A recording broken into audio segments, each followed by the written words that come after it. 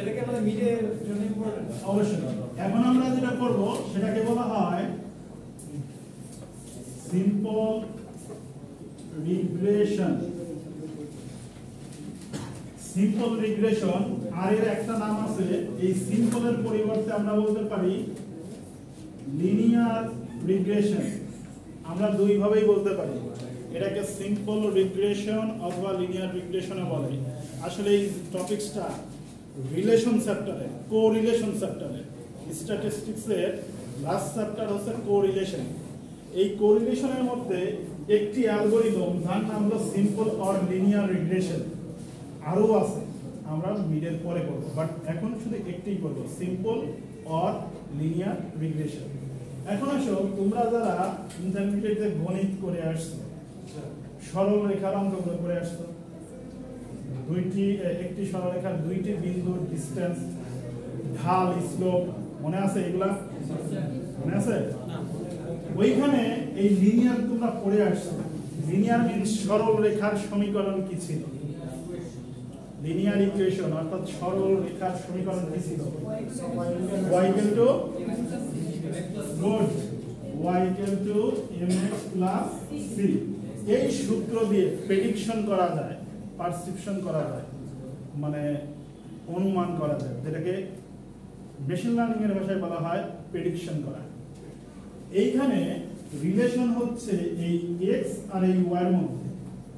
x এর মান independent, y এর মান ডিপেন্ডেন্ট অন x। এইখানে x একটা ভেরিয়েবল, y ও একটা ভেরিয়েবল, যে মানটা চেঞ্জ হয়। x এর মান চেঞ্জের কারণে y এর মান চেঞ্জ হয়। এইখানে m হচ্ছে স্লোপ বা ঢাল বলি আমরা, স্লোপ, আর c হচ্ছে একটা কনস্ট্যান্ট, যেভাবেই তো জানো। এখন আসো,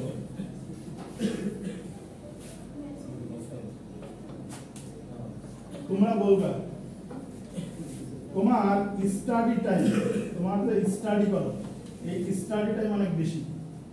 এটার মানে কি এটা নয় যে তোমার রেজাল্ট ভালো হবে?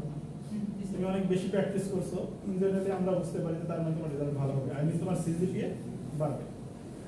অর্থাৎ তোমার যদি স্টাডি টাইম বাড়ে তাহলে তোমার সিজিপিএ বাড়ে।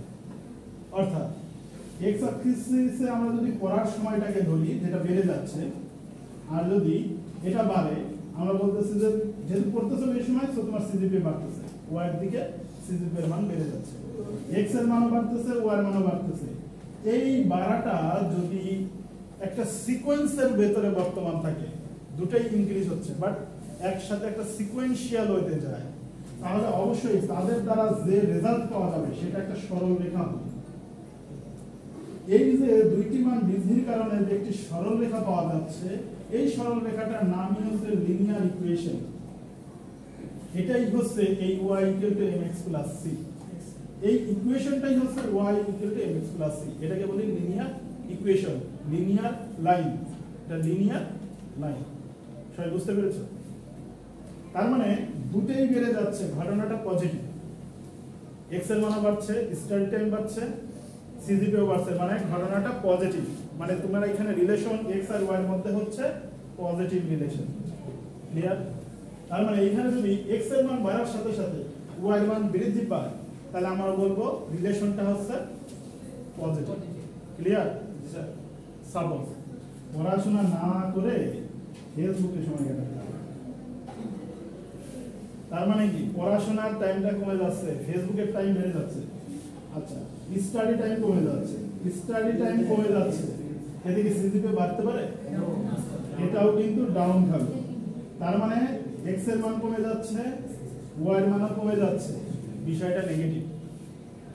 মানে যখন পজিটিভ হয় তখন এইখানে যে ঢাল হয় সেখানে এম এর মানটা হয় পজিটিভ প্লাস, কিন্তু যখন ডাউন খায়, এক্স এর মানও ডাউন খাচ্ছে, ওয়াই এর মানও ডাউন খাচ্ছে, তখন হচ্ছে এম এর মানটা হয়ে যায় নেগেটিভ, অর্থাৎ মাইনাস এম হয়। ক্লিয়ার? আবার ধরো এরকম হচ্ছে, লাইনটা কেমন হয়? এই লাইন একই থাকে, স্ট্রেট আসবে। লিনিয়ারের ক্ষেত্রে লাইন অলওয়েজ স্ট্রেট। আচ্ছা, এরপর আসো, এরকম বলছি যে তুমি ফেসবুকে টাইম বেশি দিচ্ছ, টাইম আছে কি ফেসবুকে বেশি, মানে এক্স এর মান বেড়ে যাচ্ছে, তাতে কি সিজিপিএ বাড়বে? সিজিপিএ কিন্তু ডাউনই খাবে। তার মানে হচ্ছে x এর মান বেড়ে যাচ্ছে, y এর মান কমে যাচ্ছে, এটাও একটা নেগেটিভ রিলেশন। ক্লিয়ার? আচ্ছা, তার মানে হচ্ছে পজিটিভের হইতে হলে দুইটাই বৃদ্ধি পেতে হয়, তাহলে পজিটিভ হয়। আর নেগেটিভ হয় দুইটা কারণে, দুইটাই যখন কমে যায় এক্স ওয়াই তখনও নেগেটিভ, অথবা যে কোনো একটি বারে একটি কমে, একটি বারে একটি কমে গেলেই সেটাও নেগেটিভ রিলেশন হয়। বুঝতে পেরেছো? এখন আসো রিয়েল লাইফে এটার ব্যবহার কোথায় আছে। তোমাদের আরিফ স্যারের সব সাইতে প্রিয় এক্সাম্পল দিই করি, মানে যদি আমি এটা খুব সচরাচর ইউজ করি না, তারপরেও তোমাদের আরিফ স্যারের খুব প্রিয় এই ডেটা সেট, সেটাই ইউজ করি। সেটা হচ্ছে পিৎজার সাইজ এখানে থাকবে ইঞ্চিতে, আর এখানে থাকবে পিৎজার প্রাইস। সাপোজ ধরে নাও 5 ইঞ্চি পিৎজার দাম 350 টাকা, আর 7 ইঞ্চি পিৎজার দাম ধরে নাও কত ধরবো 850 টাকা, 9 ইঞ্চি পিৎজার দাম 1100 টাকা, তারপরে হচ্ছে 11 ইঞ্চি পিৎজার দাম ধরে নাও কত ধরবো 1550 টাকা, আর এখানে 13 ইঞ্চি পিৎজার দাম ধরে নাও হচ্ছে কত ধরবো 2050 টাকা। ঠিক আছে, এখানে কয়টা নিলাম? 5টা নিয়েছি, ইটস না। ধরো এইটা তোমার কাছে আছে, ঠিক আছে, এইখানে পিৎজার সাইজটা x, প্রাইসটা মনে করো y, সাইজ বাড়ছে দাম সাইজও বাড়ছে দামও বাড়ছে, পজিটিভ। এখন প্রশ্ন হচ্ছে, নাম জানো কি তোমার?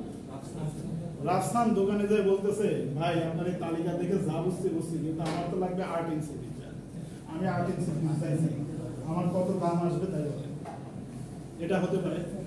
আবার এমন হতে পারে যে আমি 15 ইঞ্চির পিৎজা চাই, 13 ইঞ্চি আপনি লিখে রাখবেন, আর আমি তো চাই 15 ইঞ্চির পিৎজা। আমি 15 ইঞ্চির পিৎজার ক্ষেত্রে দাম কত হবে দোকানদার কি আন্দাজে বলে দিবে? বলা যাবে না। কারণ হচ্ছে কি, তার এই প্রাইসের মধ্যে দুইটা জিনিস আছে, তার কস্ট অ্যান্ড প্রফিট। এর যদি কোনো কারণে ভুল বলে বসে, তাহলে তার প্রফিট কিন্তু নাও থাকতে পারে। এমনও হতে পারে যে কস্ট থেকেও লস হয়ে যাচ্ছে। দ্যাট মিনস তাকে এই ডেটাগুলো তৈরি হয়েছে পরীক্ষিতভাবে, সে করেছে, কিন্তু এখন যে সিচুয়েশন এসে দাঁড়াইছে, কাস্টমার এসে বলতেছে 8 ইঞ্চি বা 15 ইঞ্চি পিৎজা চাই, তখন তাকে কিন্তু দাম বলতে হবে। তখন যদি সে মনে করে যে ভাই একটু সময় দেন, ক্যালকুলেশন করে বের করে দেখি, তুমি ক্যালকুলেশনে বসলে হিসাব করা শুরু করে দিলা, কাস্টমার তো চলে যাবে। তোমাকে কি করতে হবে, এমন কোনো একটা সিস্টেম তোমার কাছে থাকতে হবে যে সাথে সাথে বলে দিতে পারবে। যদি এই রিগ্রেশন মেথডটা তোমার করা থাকে তোমার সিস্টেমে, তাহলে তুমি যেই জিজ্ঞেস করবে যে 15 ইঞ্চির দাম সম্ভাব্য কত হতে পারে, ও এইগুলোকে অ্যানালাইসিস করে এটার একটা সম্ভাব্য দাম বলবে, একটা প্রেডিকশন করবে। 8 ইঞ্চির ক্ষেত্রেও প্রেডিকশন করবে, 7.5 ইঞ্চির ক্ষেত্রেও প্রেডিকশন করবে, 8.5 এর ক্ষেত্রেও করবে, যেটা বলো সেটাই করবে। বুঝতে পেরেছি? আর এক হলো যে ঘটনা উল্টো, যেরকম ধরো হচ্ছে তোমার নাম শরীফ যে বলতেছে আমি ভাই এত কিছু বুঝি না, আমার কাছে 1700 টাকা আছে, কয় ইঞ্চি পিৎজা দিতে পারবেন বলেন। কারণ অনেক সময় থাকে ভাই আমার কাছে আছে যা তাই দিই, আমি 1700 টাকা আছে, কয় ইঞ্চির পিৎজা দিবেন তাই বলেন। তখন কি সে আন্দাজে বলে দেবে যে 17 মানে কি আপনাকে 12 ইঞ্চি দিব, 12.5 ইঞ্চি দিব? সে তো আন্দাজে বলতেছে, তার লস হওয়ার সম্ভাবনা আছে। সে ডিরেক্ট ক্যালকুলেশন করে বলবে যে ভাই হয়তো 12.5 ইঞ্চি দেওয়া যায়, সেক্ষেত্রে হচ্ছে তাও আপনার 200 টাকা কম করবে, আপনার সবচেয়ে ভালো হবে আপনি 12 ইঞ্চি নেন। আর এক হবে তোমাকে বলবে যে ঠিক আছে আমার সমস্যা নাই, 5-10 টাকা আমার জন্য ফ্যাক্ট না, তুমি দিয়ে দিতে পারো। তোমাকে ডিসিশন নিতে হবে, কিন্তু বুঝাইতে পারছি? তার মানে যখন প্রাইস দিয়ে সাইজ চাইবো, তখন এটাকে এক্স ধরবা, এটাকে ওয়াই ধরবা, অথবা ধরারই দরকার নেই, লাস্টে গিয়ে চেঞ্জ করে দিবা। এই পজিশনে ইকুয়েশনটাকে ঘুরিয়ে নিলেই হবে, এক্সটাকে বাম পাশে আনবা, ওয়াইটাকে ডান পাশে দিয়ে দিবা, তাহলেও হবে। ক্যালকুলেশনে এই প্রসেসেই করতে পারো, নো প্রবলেম। বুঝাইতে পারছি? এখন আসলে ক্যালকুলেশনটা কিভাবে করবো? খুবই সিম্পল। এম এর মান দরকার, সি এর মান। এম এর এই সূত্রটা মনে রাখবা, x bar into y bar minus x into y bar, এখানে হচ্ছে x bar whole square minus x square bar. এই সূত্র হলো এম এর জন্য। আর এই সি এর জন্য সূত্রটা হচ্ছে Y bar minus M x bar. এই সূত্র দুইটা যদি মাথায় থাকে তাহলে বের করা যাবে। টেবিলে কি করবা? খুবই সিম্পল, এক্স বারের মান বের করতে পারবে না? এই যে এখান থেকে x বারের মান বের হবে, কিভাবে বের হবে? সেন্ট্রাল টেন্ডেন্সিতে পড়িয়েছি, সো করে নিবা, আমি জানি না, তোমরা করে নিবা। এখন আর আমার কাজ নাই। x বারের মান সেন্ট্রাল টেন্ডেন্সিতে যেভাবে বের করেছি, অল্প কিছু ডেটার ক্ষেত্রে কি গ্রুপ ডেটা করার দরকার আছে? দরকার নেই। যে প্রসেসে করা হয়েছে তুমি এখন নিজ দায়িত্ব করে নিবা। y বারের ক্ষেত্রে এই y মান থেকে y বারের মানটা বের করে নিবা, এখান থেকে x বারের মান বের করে নিবা। কিভাবে? সেন্ট্রাল টেন্ডেন্সিতে যেভাবে পড়িয়েছি সেভাবে। x ইনটু y এর মান, তার মানে তোমার এইখানে x আর y এর মানটা গুণন করতে হবে। এখানে x আর y গুণন করে করে এইখানে মান বের করে নিতে হবে, x বার x ইনটু y বারের মান। তাহলে এই জাতীয় অঙ্ক অলরেডি সেন্ট্রাল টেন্ডেন্সিতে টেবিলে করে আসছে, তো এখানে বোঝানোর কিছু নাই। এরপর আসো x বার স্কয়ার, এখানে x বারের মান কত স্কয়ার করে দিলেই হবে, x square bar, that means এখানে আর একটা কলাম লাগবে। এই কলামটা কার হবে? x square. x স্কয়ার মানে এই নাম্বারগুলো শুধু স্কয়ার হবে, 5 এর 25 49, তাই না?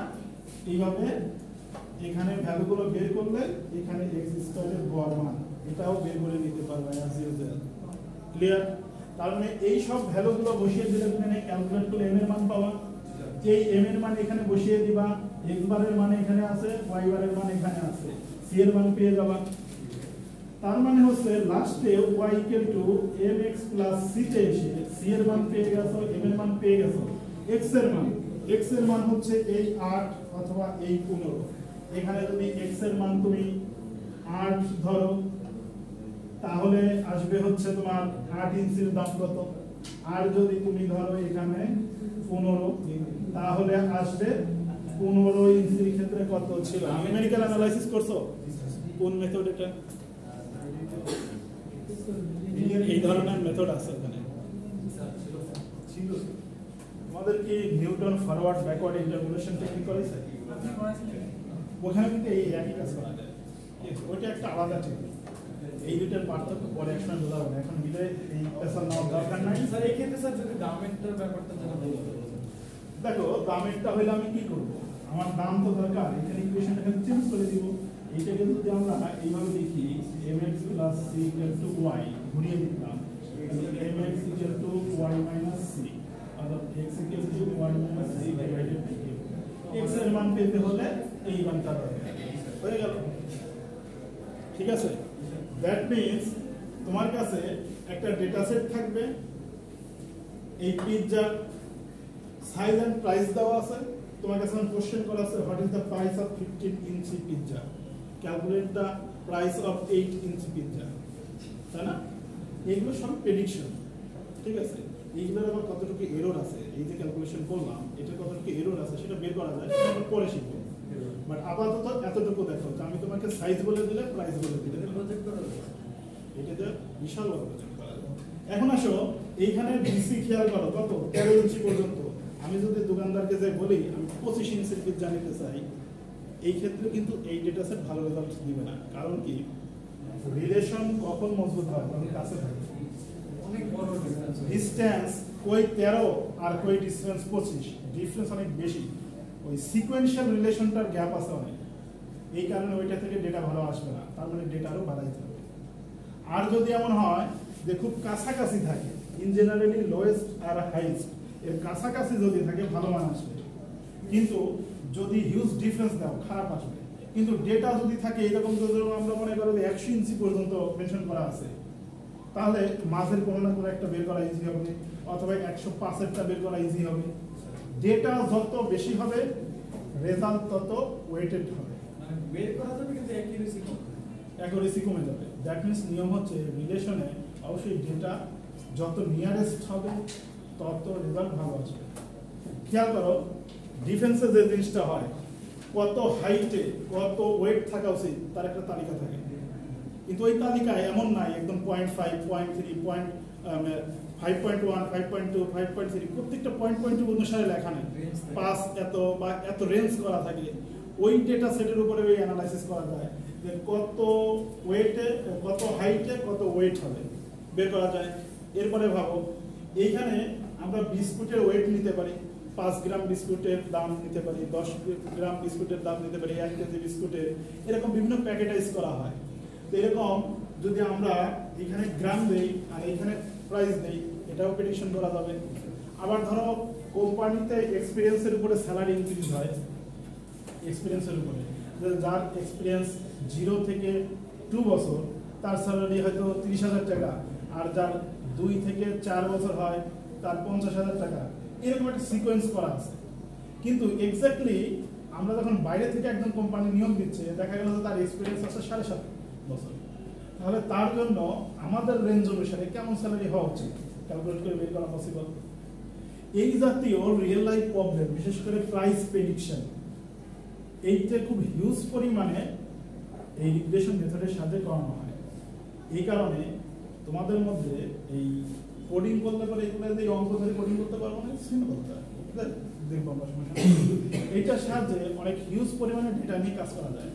আমরা আমাদের এই প্রজেক্টে অবশ্যই ডেটা নিব, কম করে হলেও মিলিয়ন পরিমাণ, তা না হলে ওটা ডেটাই হবে। কিভাবে নিব, কি করবো, ওকে ফাইন, আমি গাইডলাইন দেবো, কাজ করবো তোমরা, ঠিক আছে? বিশাল বড় দেখতে লাগে। আপনি